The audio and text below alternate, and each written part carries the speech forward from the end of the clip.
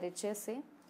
अब उत्सर्जन जो है वह एक निष्क्रिय जैविक प्रणाली है जो जीवों के भीतर से अतिरिक्त अनावश्यक व खतरनाक पदार्थों को हटाती है ताकि जीव के भीतर का होम्योस्टैसिस बना रहे और शरीर को नुकसान को रोका जा सके। तो जैसा कि हम सभी जानते हैं, हमारे शरीर में विभिन्न क्रियाएं हो रही हैं, मेटाबॉलिक एक्टिविटीज़, रासायनिक क्रियाएं हो रही है हमारे जीवन के लिए।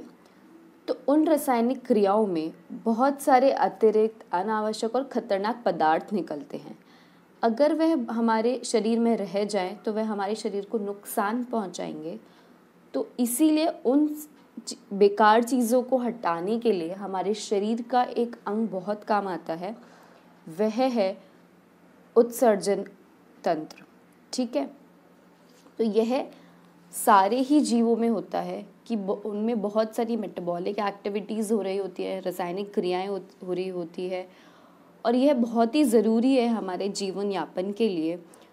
और उसी चीज़ के लिए होम्योस्टैसिस भी होता है। होम्योस्टैसिस क्या होता है कि हमारा जो भीतरी इन्वायरमेंट है, हमारे जो शरीर के भीतरी इन्वायरमेंट का संतुलन बनाए रखता है यह होम्योस्टैसिस। अब यूरिया, यूरिक एसिड और अमोनिया, यह उन सब मेटाबॉलिक क्रियाओं से यह इकट्ठे हो जाते हैं और इनको हमारे शरीर से निकालना ज़रूरी है ताकि हमारे शरीर का संतुलन बना रहे। और यह कौन करता है? हमारा उत्सर्जन तंत्र करता है।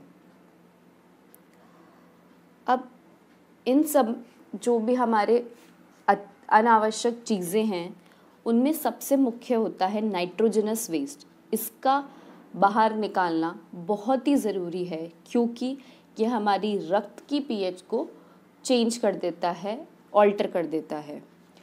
अब जिस प्रकार का मेटाबॉलिक वेस्ट है उसी प्रकार का एक्सक्रीशन होता है।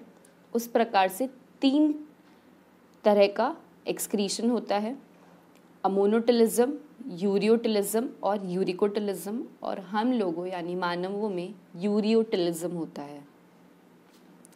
सबसे पहले बात करते हैं अमोनोटिलिज्म की, यानी अमोनिया को बाहर निकालना इज़ अमोनोटिलिज्म। अमोनिया जो है वह पानी में घुल जाता है और बहुत ही खतरनाक, हाईली टॉक्सिक है। और यह उनमें होता है जो पानी में जीते हैं, जैसे कि protozoa, Porifera, Coelenterata, Ctenophora, aquatic insects और बोनी फिशेस। यह पानी में जीने वाले जीव हैं। इनमें अमोनिया को बाहर फेंका जाता है। इनको किसी विशेष अंग की ज़रूरत नहीं होती। यह उत्सर्जन अपने गिल्स या फिर जनरल बॉडी सर्कुलेशन से ही कर देते हैं। दूसरा है यूरियोटिलिज्म, यानी यूरिया को बाहर निकालना। यूरिया थोड़ा कम खतरनाक है, थोड़ा कम टॉक्सिक है और उसको थोड़े बहुत पानी की ज़रूरत है उत्सर्जन के लिए। इसीलिए यह जो ज़मीन पे रहते हैं उन जीवों में होता है, जैसे कि मैमल्स यानी हम लोग, marine fishes and terrestrial amphibians. तो मरीन फिशेस, मैमल्स और टेरेस्ट्रियल एम्फिबियंस, इन सब में होता है यूरियोटिलिज्म। और याद रखें हम मानवों में भी, क्योंकि हम लोग मैमल्स होते हैं इसलिए हम में भी क्या है, यूरियोटिलिज्म। हम यूरिया को बाहर फेंकते हैं। और आखिरी है यूरिकोटिलिज्म, यानी यूरिक एसिड को बाहर फेंकना। अब यूरिक एसिड जो होता है वो पानी में बिल्कुल नहीं घुलता। तो क्योंकि वो बिल्कुल नहीं घुलता इसलिए उसको सबसे कम पानी की ज़रूरत होती है बाहर निकलने के लिए। और वो एकदम छोटे छोटे पैलेट्स के फॉर्म में या पेस्ट के फॉर्म में बाहर आता है। और यह भी जो ज़मीन पे रहने वाले जीव हैं उनमें देखने को मिलता है, जैसे कि रेप्टाइल्स, एव्स, लैंड स्नेल्स और टेरेस्ट्रियल इंसेक्ट्स। अगर आपने एव्स यानी बर्ड्स में देखा होगा तो वैसे छोटे छोटे पैलेट्स ही निकालते हैं। अब हम बात करेंगे उत्सर्जन अंग की। तो अलग अलग जीवों में अलग अलग प्रकार के उत्सर्जन अंग हैं, जैसा कि प्रोटोनेफ्रीडिया और फ्लेम सेल्स। यह मिलता है प्लेटीहेल्मिन्थ्स, एनालिड्स, रोटिफर्स यानी नीमाटोड्स और सेफेलोकॉर्डेट्स में। मेटानेफ्रीडिया जो होता है वो एनालिड्स में मिलता है। एंटेनरी ग्लैंड्स, जिनको ग्रीन ग्लैंड्स भी कहते हैं, वो क्रस्टेशियंस में मिलता है। मैल्पिजियन ट्यूब्यूल्स जो होते हैं वो इंसेक्ट्स में मिलता है, यानी कीड़ों में मिलता है। और किडनीज जो होती है वो कॉर्डेट्स, यानी हम जैसे लोगों में किडनीज होती है। ठीक है, तो यह 5 प्रकार के उत्सर्जन अंग है तंत्र से। इसके 4 भाग होते हैं, किडनीज यानी गुर्दा, यूरेटर्स यानी मूत्रवाहिनी, यूरिनरी ब्लैडर यानी मूत्राशय, और यूरेथ्रा यानी मूत्र मार्ग। यह गुर्दे हैं। इन गुर्दों के ऊपर यह सुप्रारीनल ग्लैंड या एड्रिनल ग्लैंड होती है।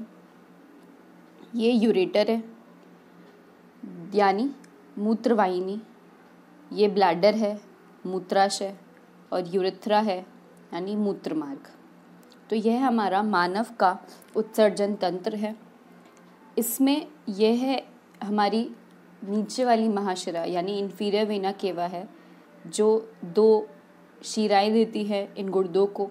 वैसी हमारी एओर्टा यानी महाधमनी भी 2 धमनियां देती हैं इन 2 गुर्दों को। तो शुरुआत करते हैं। सबसे पहले हम गुर्दों के बारे में पढ़ेंगे। यह 2 होते हैं, बीन के आकार के होते हैं, जैसे बीन होता है खाने वाला, उसके आकार के होते हैं। यह एक रेट्रोपेरिटोनियल अंग है, यानी यह पेरिटोनियम जो है हमारा उसके पीछे मौजूद होते हैं। ये 10 से 11 सेंटीमीटर लंबे, 4 से 5 सेंटीमीटर चौड़े और 2 से 3 सेंटीमीटर गहरे होते हैं, और ये T12 से L3 वर्टेब्रा तक के बीच में मौजूद है। ठीक है, इनका वजन 120 से 170 ग्राम है। अब यह फ्लोटिंग रिब्स यानी हमारी जो पसलियां हैं उसमें जो सबसे नीचे वाली पसलियां होती है यानी 11 और 12, वह आगे ही ओर किसी बोन से नहीं जुड़ी हुई होती, इसलिए उन्हें फ्लोटिंग रिंग्स या तैरती हुई पसलियां कहते हैं। तो ये हमारी जो गुर्दे हैं उनको यह फ्लोटिंग रिब्स जो है प्रोटेक्ट करते हैं, और इनकी गुर्दों में 3 कवरिंग्स होती है। एक है renal fascia, second is adipose capsule, और तीसरी होती है रीनल कैप्सूल। अब जो गुर्दे हैं वह बाहर की ओर कॉर्टेक्स और उसके अंदर वाले भाग को मेडुला कहते हैं। अब मेडुला का वह हिस्सा जो कॉर्टेक्स के अंदर आ जाए उसको रीनल पिरामिड्स कहते हैं। वैसे ही कॉर्टेक्स का वह हिस्सा जो मेडुला में आ जाए उसको रीनल कॉलम्स ऑफ बार्टिनी कहते हैं। अब जो रीनल पिरामिड्स होते हैं जो कि कॉर्टेक्स में मेडुला का हिस्सा कॉर्टेक्स में आ रहा है, वह रीनल पैपिला में खुलते हैं। रीनल पैपिला जो है वह माइनर कैलिक्स में खुलता है, जो 7 से 14 होते हैं।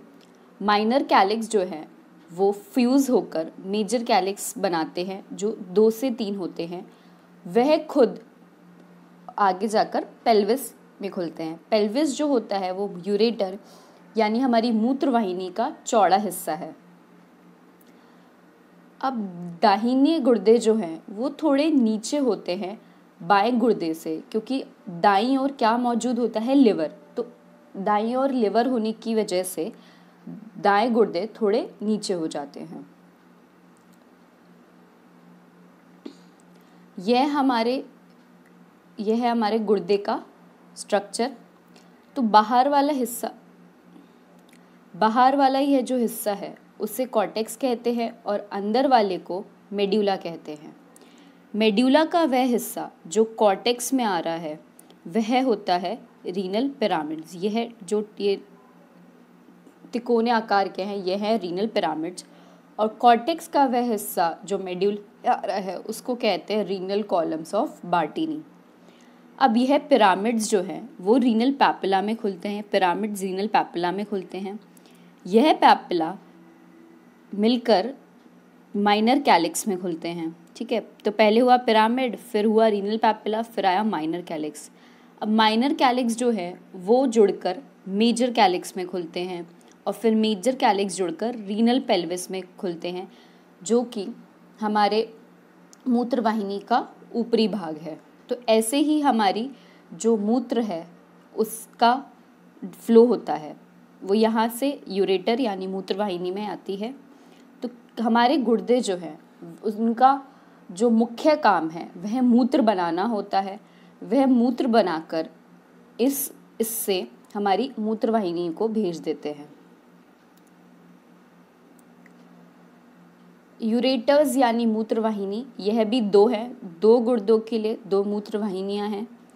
यह भी रेट्रोपेरिटोनियल है, यानी पेरिटोनियम के पीछे इनमें ट्रांजिशनल एपिथीलियम होती है और इनका चौड़ा हिस्सा, जैसे हमने पढ़ लिया, उसे पेल्विस कहते हैं। ये गुर्दों को मूत्राशय से जोड़ते हैं। तो गुर्दे जो हैं वहाँ मूत्र बनता है और मूत्राशय जो है वहाँ पे मूत्र का स्टोरेज होता है। तो जहाँ से बनता है और जहाँ स्टोरेज होता है उनके बीच को जो कनेक्ट करता है वह है मूत्र वाहिनी। अब है मूत्राशय यानी ब्लैडर। यह एक अकेला है, जैसे कि किडनी, हमारे गुर्दे और मूत्र वाहिनी दो दो थे, मूत्राशय केवल एक है और यह पेरिटोनियल है। किडनी और गुर्दे और मूत्र वाहिनी वह दो दो थे। इसमें डेट्रूजल मांसपेशी मौजूद है और ये पैरासिम्पैथेटिक और सिंपैथेटिक से इनर्वेटेड होता है। जो हमारी पैरासिम्पैथेटिक है वो डेट्रूजल मांसपेशी का सकुचन करती है। अब डेट्रूजल मांसपेशी के सकुचन होने से जो हमारा मूत्र है वो मूत्राशय से बाहर निकलता है, इसलिए इसको नर्व ऑफ यूरिन रिलीज कहते हैं। और जो हमारा सिंपैथेटिक है वह मूत्राशय का शिशिलन करता है, यानी रिलैक्सेशन करता है। तो उसके शिशिलन से जो मूत्राशय है उसमें मूत्र बढ़ता है। तो जो मूत्र वाहिनी है वह मूत्र लेकर आती है और मूत्राशय में बढ़ती है। वह शिशिलन के समय पे होता है, इसलिए सिंपैथेटिक को नर्व ऑफ यूरिन फिलिंग कहते हैं। अब दो स्फिंक्टर्स हैं, एक इंटरनल यूरेथ्रल स्फिंक्टर्स जो कि इनवॉलेंट्री है, यानी हमारे कंट्रोल में नहीं है और वह डेट्रूजल मांसपेशी खुद बनाती है, और एक होता है एक्सटर्नल यूरेथ्रल स्फिंक्टर्स जो हमारे कंट्रोल में होता है। तो इंटरनल यूरेथ्रल स्फिंक्टर को जो है पैरासिम्पैथेटिक और सिंपैथेटिक के वजह से होता है और एक्सटर्नल यूरेथ्रल स्फिंक्टर जो है सोमैटिक नर्व्स की वजह से होता है। आखिरी होता है हमारा यूरेथ्रा, जिससे मूत्र हमारे शरीर से बाहर जाता है। यह भी एक अकेला है। जो पुरुष होते हैं उनमें यह 3 भाग में होता है। पहला होता है प्रोस्टेटिक यूरेथ्रा जो प्रोस्टेट ग्लैंड के पास है। फिर आता है मेम्ब्रेनस यूरेथ्रा जो एक्सटर्नल स्फिंक्टर के पास है। फिर आता है पेनाइल यूरेथ्रा जो पीनिस के पास है। और स्त्रियों में केवल मेम्ब्रेनस यूरेथ्रा होता है, प्रोस्टेट और पेनाइल नहीं होता, क्योंकि ना ही उनमें प्रोस्टेट ग्लैंड होती है और ना ही पीनस होता है। तो यह ख़त्म करता है हमारे मानव में उत्सर्जन तंत्र। तो हमने क्या सीखा कि जो हमारे गुर्दे हैं उसमें मूत्र का फॉर्मेशन होता है, यानी मूत्र वहाँ बनता है। फिर वहाँ से होता हुआ वह सबसे पहले मूत्र वाहिनी में आता है जो कि उसको मूत्राशय में डाल देता है। मूत्राशय में स्टोरेज होता है और जब मूत्राशय भर जाता है तो हमारे सिंपैथेटिक पैरासिम्पैथेटिक से मूत्र मार्ग से होता हुआ वह शरीर के बाहर आ जाता है। तो यह है हमारा मानव का उत्सर्जन तंत्र। मैं आशा करती हूँ आपको यह लेसन